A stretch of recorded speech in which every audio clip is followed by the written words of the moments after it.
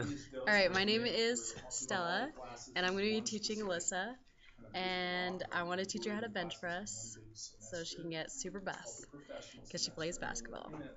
And with Erickson's social development, she should be at identity versus role confusion, which means that she wants to stay true to herself.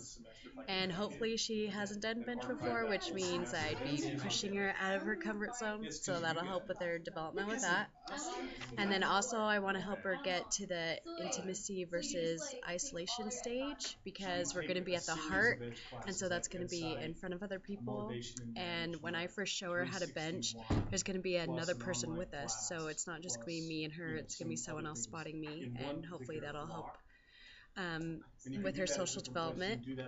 With Piaget, she should be at the formal operation stage, which means she is able to think abstractly.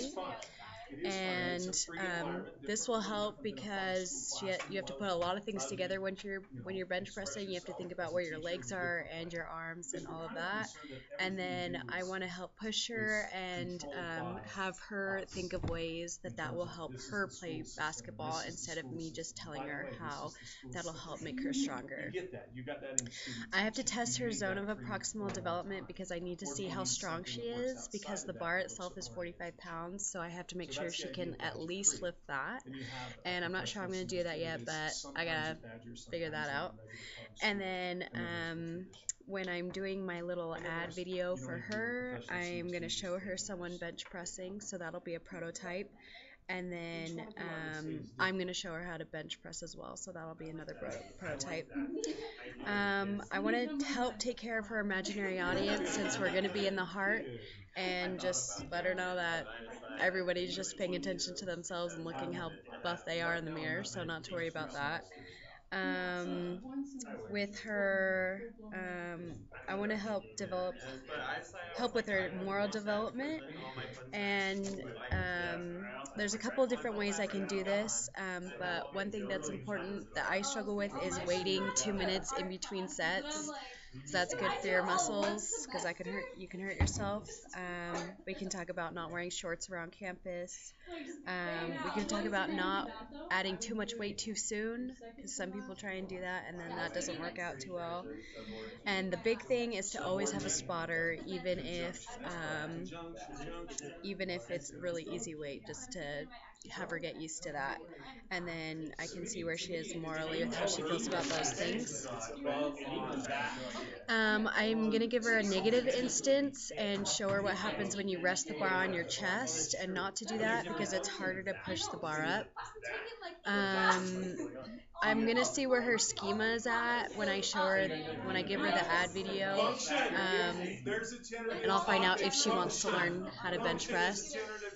Sorry that Brother Wilson is so loud right now. And and I'm going to test her failure to store because we're going to be switching back and forth. I'm going to be benching and she's going to be benching, and every time she gets back on, I'm going to see if she remembers where to put her hands and where to put her toes, and to really exaggerate her breathing to help her get the bar up. I'm going to help her be intrinsically motivated because we're going to talk about how it's going to help her with basketball.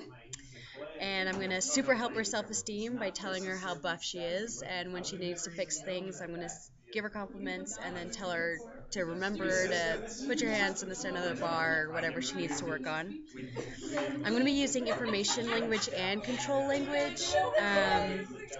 And for example, with information language, I'm going to tell her how breathing out, exaggerating your breathing helps her push the bar out.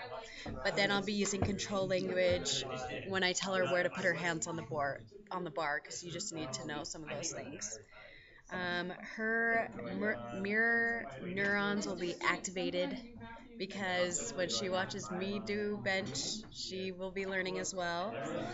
And I will be using attribution theory as I ask her how she feels, and if she wants to add more weight, that'll help make it about her, and then she can decide how much she wants to do.